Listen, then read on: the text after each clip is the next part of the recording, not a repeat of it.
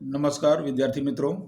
आज के हमारे अकाउंट के इस वीडियो में हमने प्रकरण 7 साझेदारी पीढ़ी का विसर्जन डिसॉल्यूशन ऑफ पार्टनरशिप फर्म, तो आज हम इसकी चर्चा करेंगे। सबसे पहले देख लेते हैं कि हमारे बोर्ड की परीक्षा में इसका महत्व कितना है, इसके मार्क्स कैसे हैं। तो उसके लिए देखिए,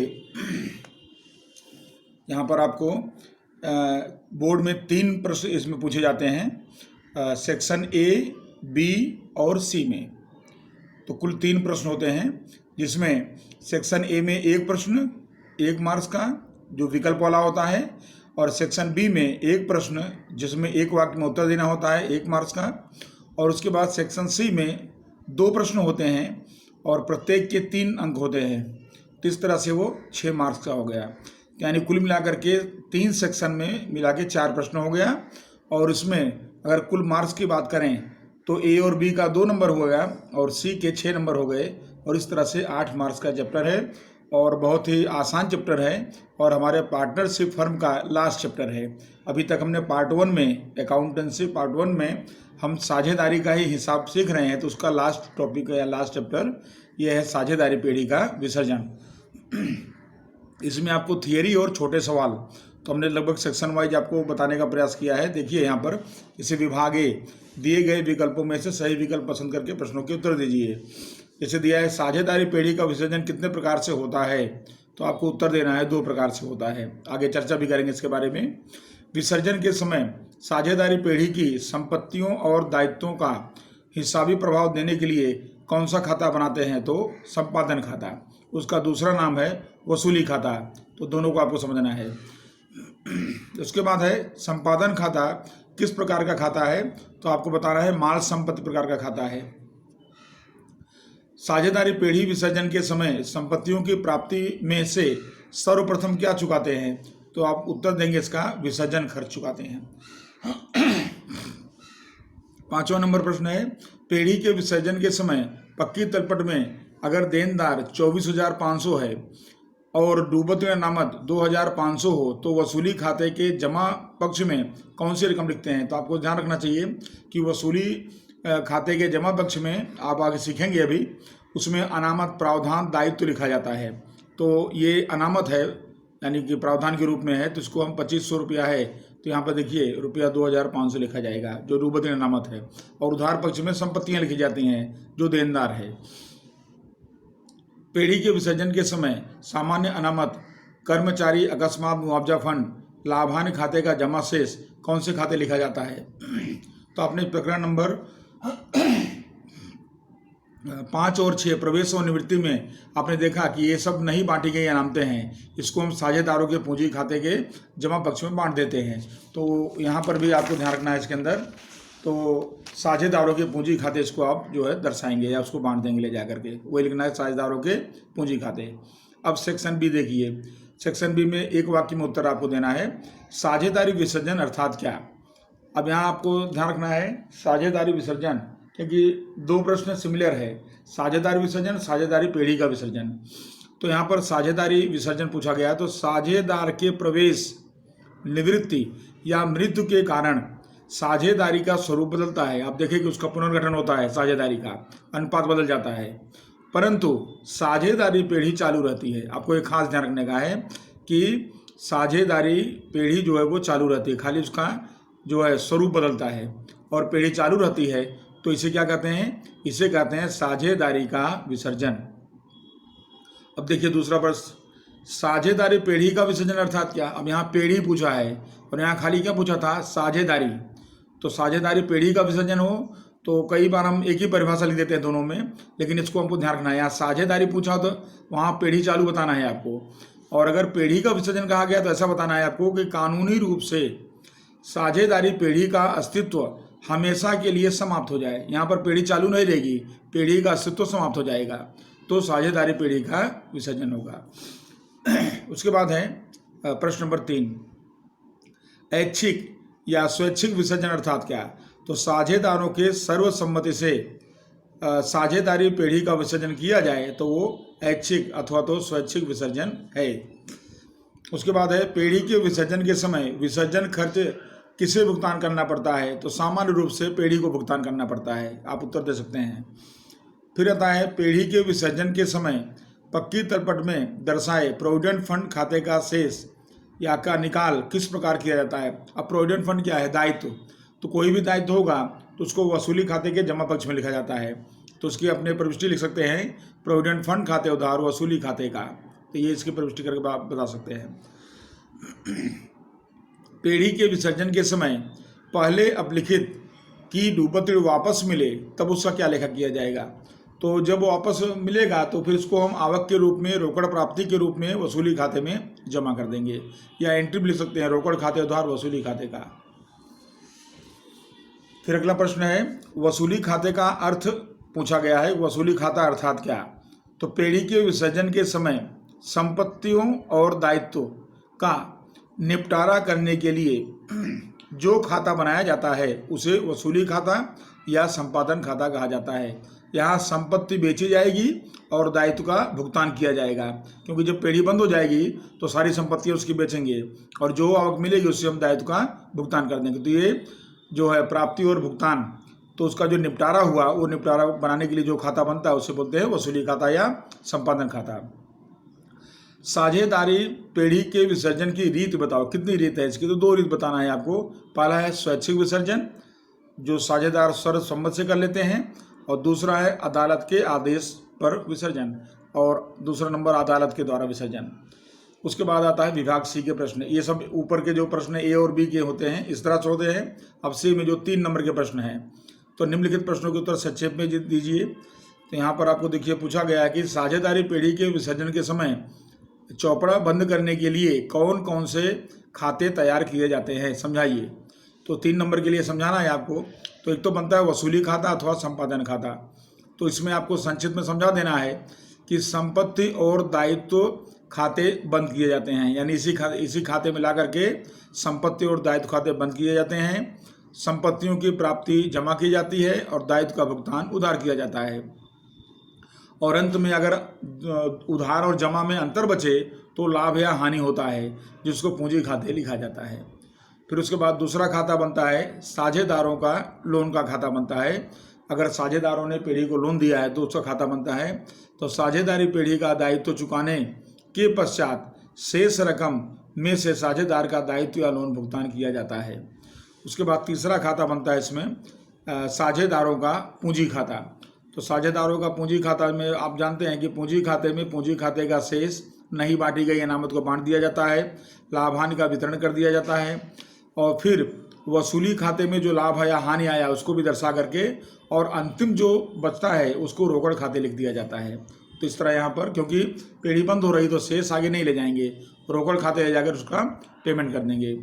फिर आता है रोकड़ या बैंक खाता। रोकड़ या बैंक खाते में संपत्ति की रोकड़ प्राप्ति, रोकड़ भुगतान, और रोकड़ खाते में पूंजी खाते का अंतिम शेष, ये सब लिखा जाता है। तो ये रोकड़, यानी मुख्य खाते 4 हुए, लेकिन सामान्यतः हम 3 खाते बनाते हैं, वसूली या संपादन खाता, उसके बाद साझेदारों का पूंजी खाता, रोकड़ या बैंक खाता। साझेदारों की लोन की बहुत कम आवश्यकता होती है। किन परिस्थितियों में अदालत पीढ़ी को विसर्जन का आदेश कर सकती है? ये देखो जो दूसरी रीत है, तो यहाँ पर हमने 2 रीत दिखा था इसके अंदर, एक स्वैच्छिक विसर्जन और दूसरा अदालत के आदेश द्वारा विसर्जन। तो ये देखो प्रश्न पूछा गया है इसको कि किन परिस्थितियों में अदालत पीढ़ी का विसर्जन का आदेश कर सकती है। तो आपको उनकी परिस्थितियाँ बतानी है, वो भी 3 नंबर के आते हैं। तो इसके अंदर पॉइंट हैं 6, तो 6 मुद्दे समझाना है आपको। 1, कोई साझेदार अस्थिर दिमाग का हो जाए तो आदेश कर सकती है अदालत पीढ़ी का विसर्जन करने के लिए। कोई साझेदार पीढ़ी में कर्तव्य निभाने में असमर्थ हो, जो उसको कर्तव्य करना चाहिए वो कर्तव्य नहीं कर पा रहा हो। तीसरा, साझेदारी पीढ़ी के हित के विरुद्ध में कोई साझेदार व्यवहार करता हो, कोई साझेदार जानबूझ करके इरादा बना करके पीढ़ी के हित के विरुद्ध काम कर रहा हो, व्यवहार कर रहा हो। उसके बाद है साझेदार व्यवसाय की शर्तों का बार बार जानबूझकर भंग करता हो, तो ऐसे में अदालत आदेश कर सकती है। उसके बाद साझेदार पीढ़ी में से अपना संपूर्ण भाग किसी अन्य को साझेदारों के सम्मति के बिना त्राहित व्यक्ति को बेच दे, यानी किसी साझेदार को उसने बताया ना हो और बिना बताए ही अपना सारा भाग किसी अन्य व्यक्ति को बेच दे, तीसरे पक्षकार को बेच दे, तो भी अदालत विसर्जन का आदेश दे सकती है। और छठा है कि पीढ़ी साझेदारी पीढ़ी लगातार हानि कर रही हो, यानी अब उसको आगे चलाने का कोई मतलब नहीं हो रहा हो। और सातवां, अदालत को ऐसा योग्य लगे, कोई कारण ऐसा मिले कि पीढ़ी को बंद कर देना चाहिए, तो अदालत आदेश कर सकती है। तो ये 7 पॉइंट आपके इसमें लिख देना है 3 मार्क्स के लिए। अब आता है वसूली खाता पर टिप्पणी लिखिए। तो वसूली खाता वहाँ हमने संक्षिप्त में देखा, यहाँ थोड़ा डिटेल करते 3 नंबर के लिए है। तो देखिए, वसूली खाते को संपादन खाता भी कहा जाता है, आप पॉइंट से भी लिख सकते हैं इसको।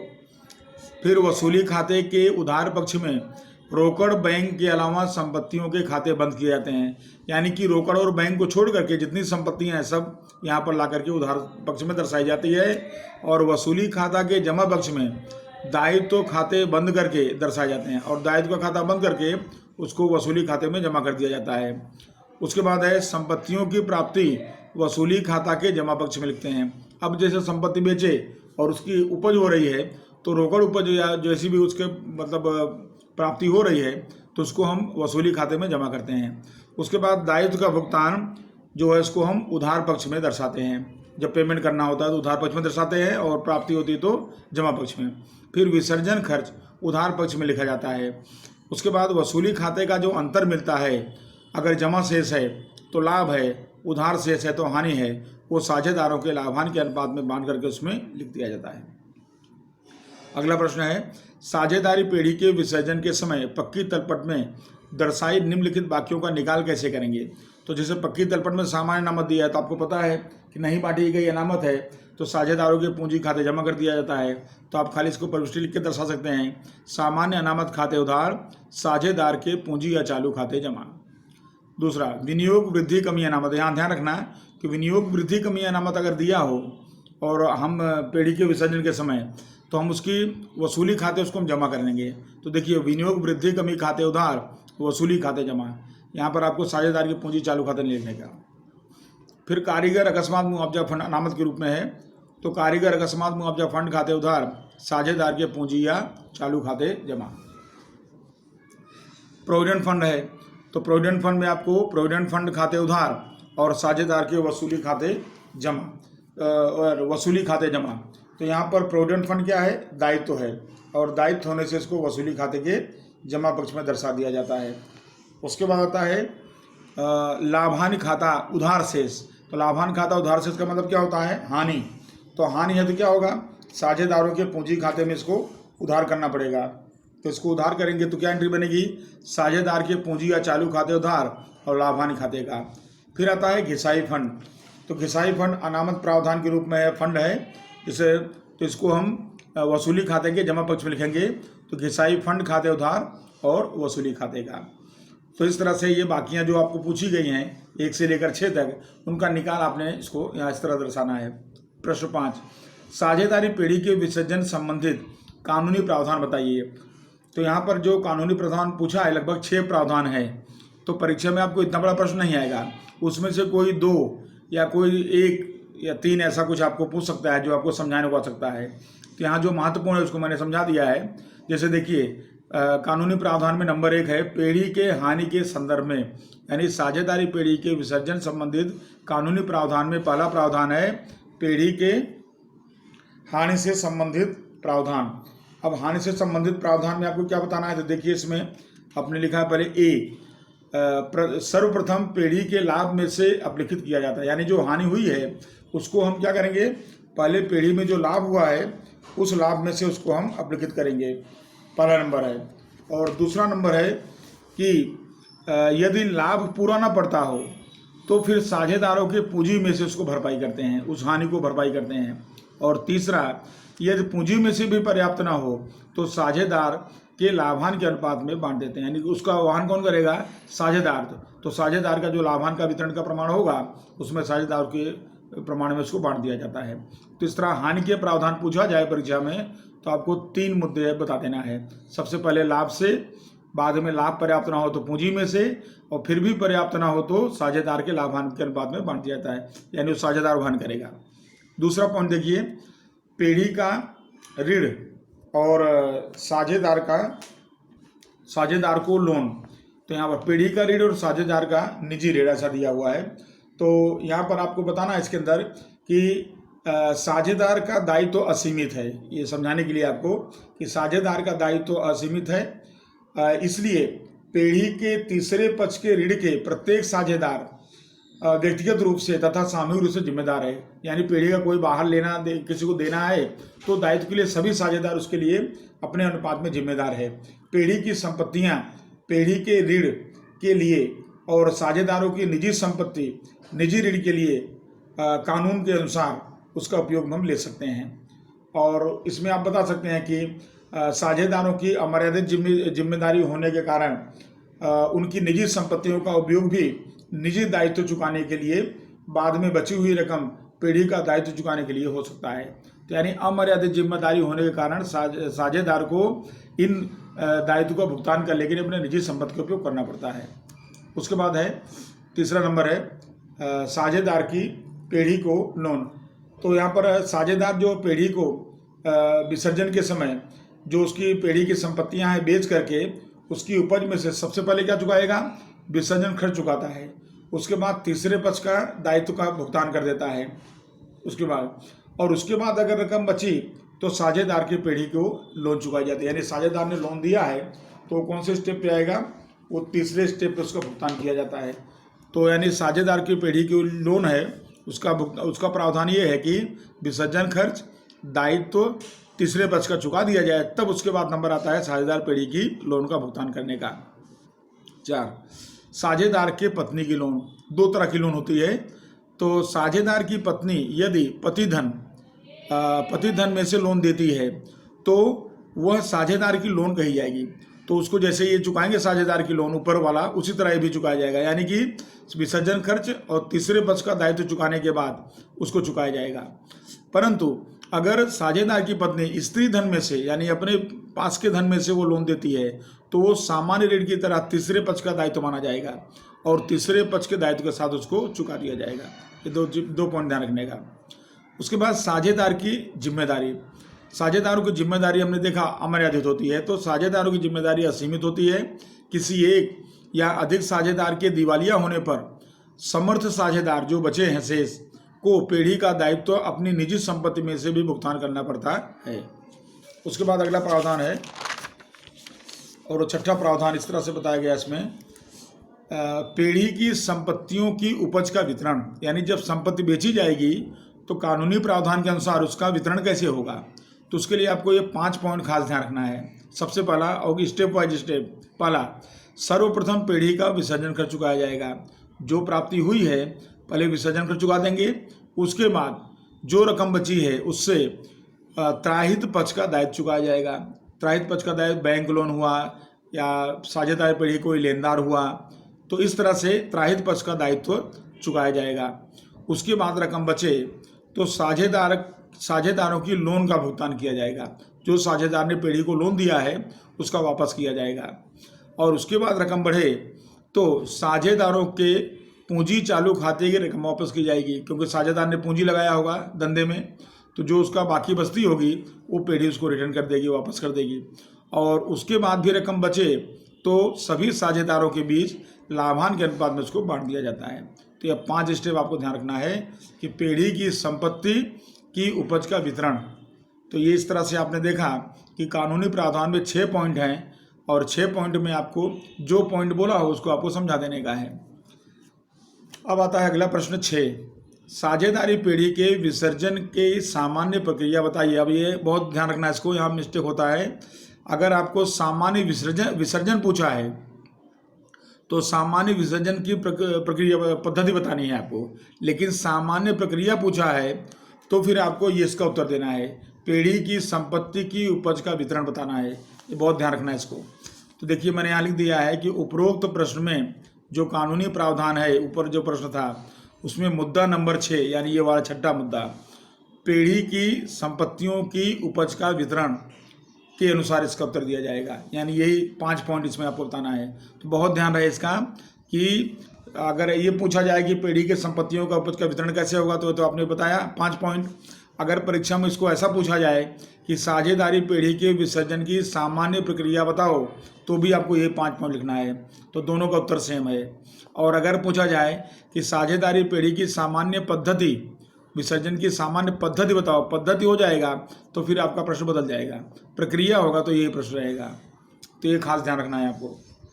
आता है इसके बाद वसूली खाता की प्रथम और दूसरी पद्धति में आपको अंतर पूछा जाता है इसके अंदर। तो यहाँ पर दो पद्धतियों के अंतर आप यहाँ लिख सकते हैं। देखिए, प्रथम पद्धति और दूसरी पद्धति। पहला, प्रथम पद्धति के अंतर में संपूर्ण व्यवसाय एक साथ बेच दिया जाए तब यह पद्धति, प्रथम पद्धति अनुकूल है। और दूसरी पद्धति में क्या बताओगे कि संपूर्ण व्यवसाय एक साथ न बेचा जाए तो यह पद्धति अनुकूल है। एक पॉइंट हो गया। दूसरा, बहियों को बंद करने के लिए रोकड़ के अलावा की संपत्तियां बंद करके वसूली खाते लिखी जाती हैं। जब हम हिसाबी बही बंद करेंगे तो यहाँ पर खाली रोकड़ और बैंक को छोड़ करके सारी संपत्तियों को हम कहाँ लिख देंगे, वसूली खाते में लिख देंगे। और यहाँ पर क्या करते हैं कि संपत्तियों को बेचने से जो अंतर हुआ, लाभ या हानि हुआ, खाली उसको ही वसूली खाते में लिखते हैं। यहाँ पूरी रकम आ गई, यहाँ खाली लाभ या हानि की रकम आती है। फिर देखिए, दायित्व के खाते बंद करके वसूली खाते लिखे जाते हैं। और यहाँ पर दायित्व का भुगतान जब करेंगे तब जो अंतर बचेगा, लाभ या हानि, वो वसूली खाते लिखा जाएगा।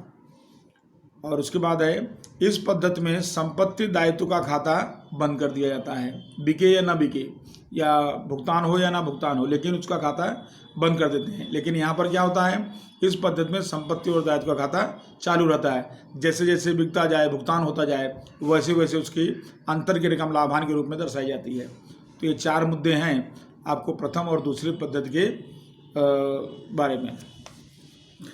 अब देखते हैं अगला प्रश्न है, पीढ़ी के विसर्जन के समय पक्की तलपट में बही में नहीं लिखी संपत्ति की उपज मिले। यहाँ देखिए, बही में नहीं लिखी संपत्ति की उपज मिले, बही में नहीं लिखा फिर भी उपज मिल रही है, और नहीं लिखे दायित्व का भुगतान करना पड़े। तो जो नहीं लिखा उसको भुगतान करना पड़े, जो नहीं लिखा वो प्राप्त हो, तो फिर उसके लिए निकाल कैसे करोगे? तो दो तरह से करने का है। नंबर एक, बही में नहीं लिखी उपज मिले तो धंधे में या रोकड़ आएगी पीढ़ी में, तो रोकड़ खाते उधार वसूली खाते का। जब भी रोकड़ आएगी वसूली खाता जमा होगा, तो रोकड़ खाते उधार वसूली खाते का। और अगर बही में नहीं लिखा दायित्व तो भुगतान करना पड़े तो फिर वसूली खाता उधार कर देंगे। तो वसूली खाता उधार और रोकड़ जाए तो रोकड़ खाते का। तो ये आपको इसका आंसर हो गया। विसर्जन के संजोगों में ख्याति की विविध संजोगों में हिसाबी असर बताइए। तो अपने यहाँ पर जो है 3 प्रकार ले रहे हैं। पहला है कि पक्की तलपट में ख्याति दर्शाई हो और उपज हो।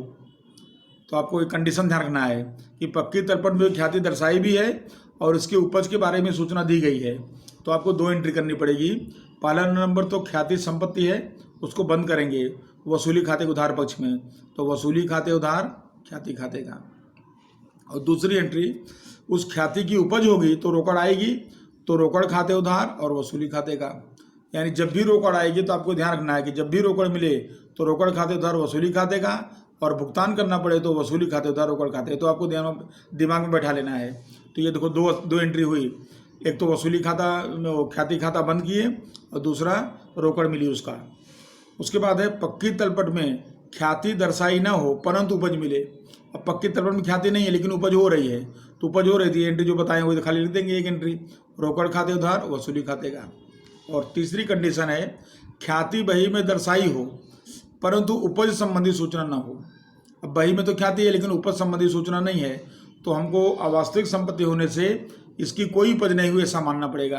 तो यहाँ पर उपज संबंधी सूचना नहीं है तो ख्याति की कोई उपज नहीं हुई ऐसा समझा जाएगा और प्रविष्टि करने की आवश्यकता नहीं है।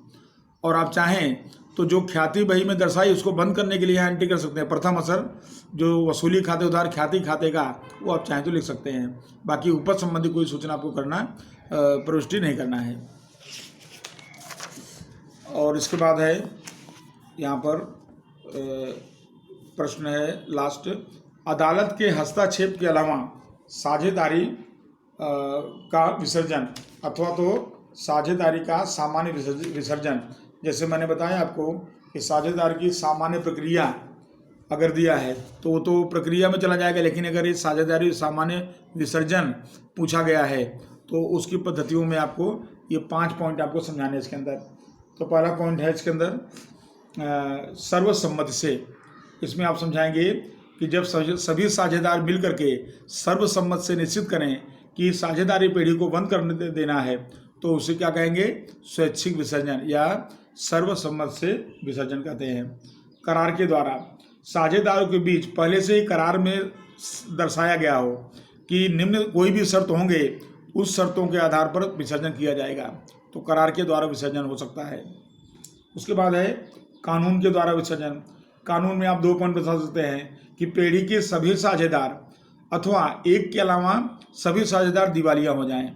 यहाँ पर एक ये कारण दे सकते हो आपको कि पेढ़ी के कोई साझेदार या सभी के अलावा कोई एक साझेदार दिवालिया हो जाए, क्योंकि यहाँ पर एक व्यक्ति बचा और सब दिवालिया हो गए तो साझेदारी अपने आप खत्म हो जाएगी।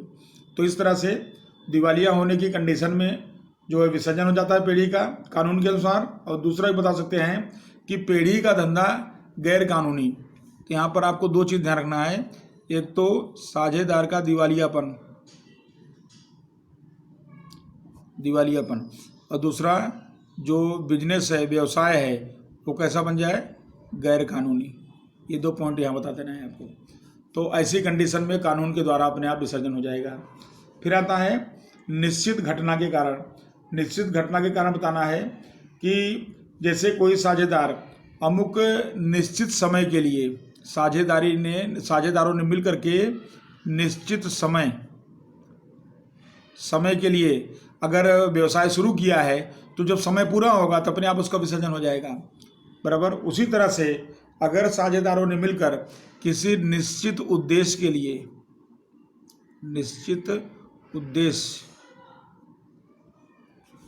लिए धंधा किया है, तो जब उद्देश्य पूरा हो जाएगा तो विसर्जन हो जाएगा।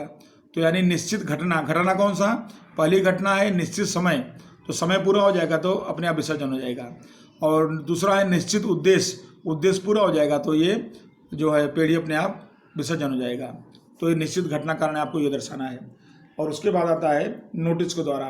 नोटिस के द्वारा में स्वैच्छिक कोई भी साझेदार साझेदारी पेढ़ी का विसर्जन करने का अपना इरादा दर्शाता हुआ लिखित नोटिस अन्य साझेदारों को देता है, और इस नोटिस में दर्शाई गई तारीख अथवा नोटिस मिलने तक का जो समय होता है उसके बीच में साझेदारी का अंत आ सकता है और विसर्जन होता है। तो इस तरह से आपने देखा इसके अंदर कि साझेदारी विसर्जन के लिए सामान्य प्रक्रिया पूछा जाए तो आपको प्रश्न का उत्तर आपको ये देना है, इसलिए मैं आपको बार बार रिपीट करता हूँ, ध्यान रखना इसको। सामान्य प्रक्रिया पूछा जाए साझेदारी पेढ़ी के विसर्जन की सामान्य प्रक्रिया, तो आपका आंसर ये रहेगा जो मैंने समझाया है। और अगर आपको ऐसा पूछा गया है कि अदालत के हस्तक्षेप बिना अथवा तो साझेदारी का सामान्य विसर्जन समझाइए, तब आपको ये 5 पॉइंट लिखने हैं, जिसमें सर्वसम्मत से और करार के द्वारा, कानून के द्वारा, निश्चित घटना के कारण और नोटिस के द्वारा संक्षिप्त में आपको समझा देना है इसको। तो इस तरह से आपका ये थियरी का जो पोर्शन है ये कंप्लीट हो गया है। और अब अगले पार्ट में हम जब वीडियो लेंगे तो पार्ट 2 के अंदर हम इसमें छोटे प्रश्न जिनकी प्रविष्टियाँ कैसे लिखी जाती है और कुछ बड़े प्रश्न भी लेंगे कि किस तरह वसूली खाता बनता है और किस तरह से उसकी प्रविष्टि की जाती है। और उसके बाद फिर हम इस चैप्टर को आगे चल के कंप्लीट करेंगे। और यहाँ तक आपको अभ्यास करके और इतना आपको तैयार करना है। धन्यवाद।